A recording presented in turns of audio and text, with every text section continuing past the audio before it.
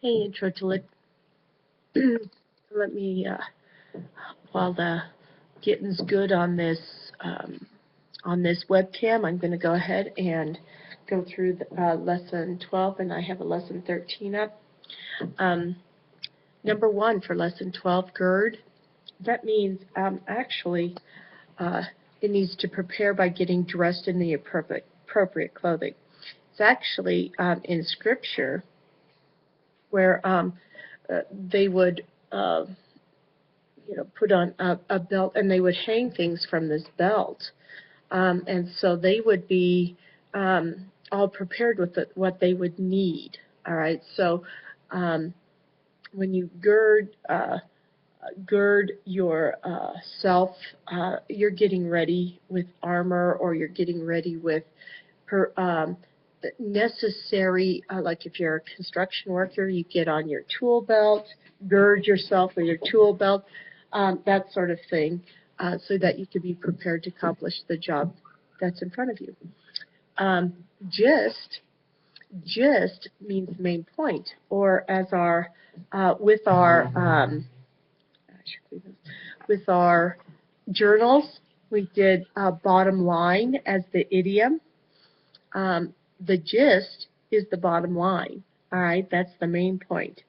You get the gist of the lecture. That means you got the main point of the lecture. Glean. Glean is to go through and pick out things. Usually, it has to do with a field of freshly harvested something, and to glean that field, you go through and get the leftovers. Okay, in Scripture, that's what Ruth and Naomi would do, and that's how Ruth met Boaz. She was gleaning of the field, and after the field was harvested, then poorer people were allowed to go in and pick up any remaining stuff to use. All right. I've gleaned fields before, a bit close to Greeley. I think we did a potato field, and we just went in and got things that were left over, and then we delivered it to a shelter. Okay. Glutinous, peanut butter is very glutinous. It's sticky, sticks on the roof of your mouth. You have to go to get it off your top of your mouth. Okay. Gorge, this is a verb. Gorge gives you a very good picture of, if you gorge yourself, which you might do Thanksgiving, you just eat and eat and eat, stuff your face, sort of thing. So if there was a relationship or an analogy with gorge, we'd have eat and gorge is certainly, much more intense, all right, than just merely eating.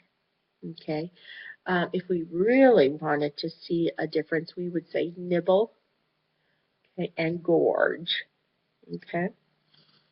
Gothic is capitalized, proper noun, or proper adjective, excuse me, and it has to do with the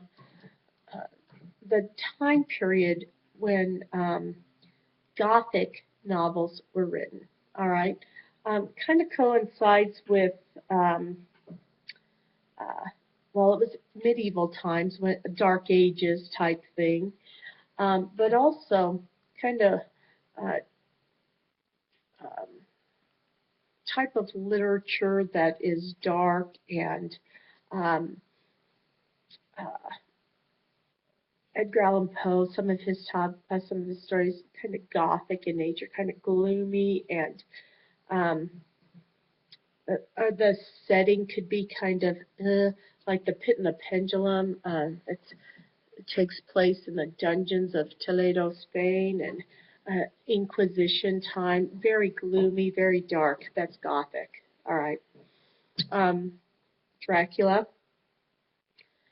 Bram Stoker's Dracula, Gothic, all right, because it's kind of Transylvania, gloomy, the Carpathians, mountains, very kind of mysterious, gloomy. Okay. Granary. Um, uh, uh, Granary is a place for storing grain. Okay. You see them on a farm. Okay. Gratify. I see grateful in that word, gracious, and that all has to do with uh, satisfying a need and being grateful for that. You satisfy a need. There's something was gratifying. It was pleasing. Okay. Eat the perfect amount of turkey and stuffing and mashed potatoes and gravy. You will be gratified. Okay. Guile. Guile is an attitude. You can't really see it. You feel the effects of it. And this is when somebody's trying to trick you. They might be using chicanery, some sort of schemes, some subterfuge to kind of trick you in their dealings with you. And they might seem all nice and this sort of thing, but they're working an angle. That's guile, all right? And guile's a noun. It's one of those, it's an idea, all right? It's not a tangible thing. Gull, not the bird kind of gull, like a seagull. It's not that. It's an action, and I think the writers of this knew that you would understand the bird type gull, but probably have never used gull as a verb. Somebody tries to gull you, they're going to try to trick you and cheat you out of something. Okay. 11, gyrate means to move, and Elvis Presley would gyrate. He was very scandalous when he first came onto the scene because of his moves, his gyrating moves. All right, his dance moves were rather, they were considered scandalous at the time. Okay, now there's nothing compared to, what is it called? Hey, Chloe, what is it called?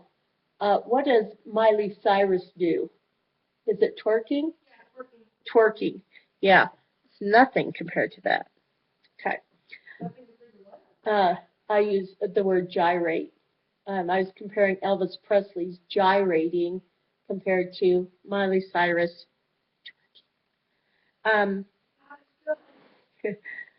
12, harp. This is not the harp you play.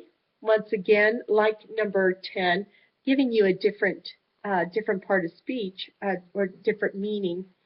A harp is a verb, and your parents might harp on you to clean your room. They've told you time and time again. They're always on your case about cleaning your room. They're harping on you. There you go. Clean your room, right? 13, haughty. Haughty is a adjective, and haughty is a snobby person. All right, they think they're better than everybody else. They think they are a haughty, H-O-T-T-Y, or I-E, however it's spelled. All right, haughty, they're very arrogant, nose up in the air, that sort of thing. Okay. Havoc is a noun. If you somebody wreaks havoc, means they create a mess, a lot of chaos, a lot of destruction. Okay, a tornado can wreak havoc on a town. Can go through and wipe out a lot of town in a little bit of time. In the World Lit class, we were talking about an earthquake that hit Lisbon. I forget the year. Lisbon, Portugal. This earthquake lasted for 6 minutes.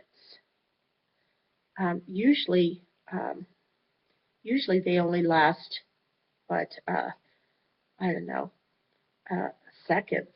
You know, this one 6 minutes. You can bet a lot of havoc was caused by that 6 minute earthquake. Like 15,000 people, or 50,000 people, 15,000 people were killed. Incredible. Okay. And 15, hilarity. Hilarity is just joy. If a joke is hilarious, it's funny. So hilarity is fun and uh, just joy filled. Okay, that's hilarity. Um, Exercise 3, the analogies. Dawn is today. So dawn is the beginning of a new day. Okay, use that template. Number 2, um, scramble's a verb, an egg, so it's an action object thing. You scramble an egg, you boat a dock, you pup a dog, you garble a message, use several, a many. Use that template. Gratify and satisfy, they mean the same thing. Okay? Make sure that you go with meaning the same thing. Okay. There you go. We'll see you soon.